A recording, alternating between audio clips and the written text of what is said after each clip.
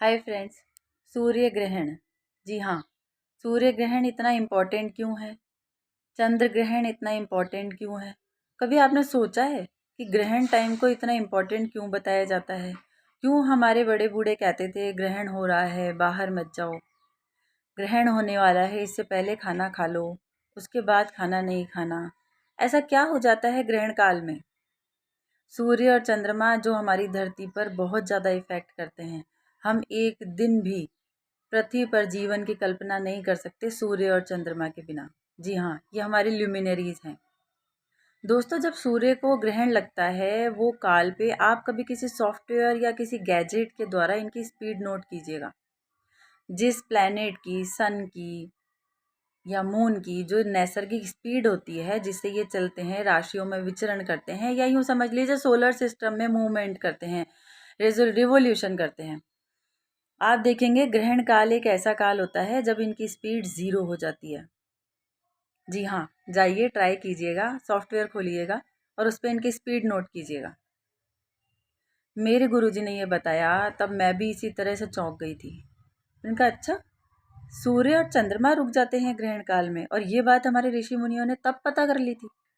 इसीलिए उन्होंने इस काल का और इस समय का महत्व समझा कि आप इस टाइम पे जो भी साधना करते हैं, आप क्लाइमेट के चेंजेस को नोट कर सकते हैं। इसीलिए उन्होंने कहा कि ग्रहण काल में खाना नहीं खाना चाहिए, आपको घर से बाहर नहीं निकलना चाहिए, क्योंकि क्लाइमेटिक चेंज से जो पोर्टल्स, या यूँ समझ लीजिए जो अदर तरह की एनर्जीज होती हैं, अलग अलग तरह की, वो किसी भी तरह की एनर्जी को जो रोकने के लिए हमारे पिता तुल्य सूर्य और मातृ तुल्य चंद्रमा जो ऊर्जा हमें देते हैं और हमारी पृथ्वी पर रहती है, वो ऊर्जा जो गलत एनर्जीज को, या वो एनर्जीज जिन्हें हम झेल नहीं सकते, उन्हें रोक लेती है।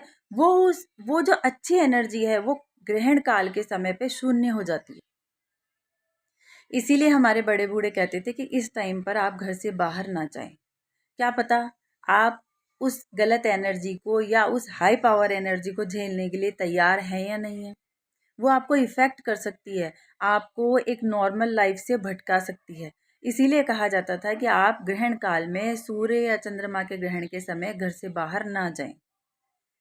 उस टाइम में जो भी घर में साबुत अनाज या चीज़ें, जो गीली चीज़ें होती थी, जैसे दूध हो गया या कोई भी लिक्विड चीज़ हो गई, तो उसके अंदर डाब, आपने सुना होगा ये टर्म, कि मंदिर में पंडित जी ग्रहण काल से पहले डाब देते हैं कि घर में खाने की चीज़ों में जो आपको ग्रहण काल के बाद में इस्तेमाल करनी है या जिन्हें आप फेंक नहीं सकते हैं, उनमें डाल दीजिए।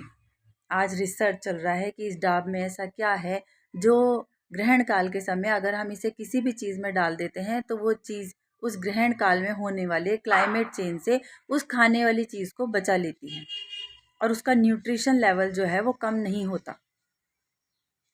इतनी रिसर्च, मतलब आज विदेशी जो हैं या विदेश के जो लोग हैं वो इन चीज़ों पर रिसर्च कर रहे हैं कि आखिर ऐसा क्या था जो ये ऐसा करवा रहे थे। आज वो ग्रहण काल के समय या हमारी जितने भी मैनिफेस्टेशन डेज होते हैं या विशेष डेज होते हैं या फेस्टिवल्स होते हैं, उनके ऊपर रिसर्च कर रहे हैं कि इनके क्या रिचुअल्स हैं, कि इन दिनों में ये ऐसा करते हैं, ग्रहण काल के बाद ये अनाज जो होता है उसे दान करते हैं।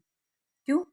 वो अनाज खराब हो जाता है। जब इन्होंने रिसर्च किया तो इन्हें पता चला कि हाँ, सच में उस अनाज की न्यूट्रिशन वैल्यू इन्होंने कम पाई। आज हमारे रिचुअल्स को पूरी दुनिया में फॉलो किया जाता है। माना जाता है कि इंडिया में जो रिचुअल्स हैं या जो भी बड़े बूढ़े कहते थे कि ग्रहण काल के समय ये फॉलो करो, आज ये नहीं करना, आपको इस टाइम पे ये करना चाहिए, वो चीज़ें सारी दुनिया मान रही है और ये मानती है कि उस पर रिसर्च किए जाने की ज़रूरत है कि ऐसा क्या है जो ऐसा कहा गया। कोई नहीं, धीरे धीरे सीख जाएंगे। हमें तो बहुत पहले से पता है, बस उसे मानने और फॉलो करने की ज़रूरत है।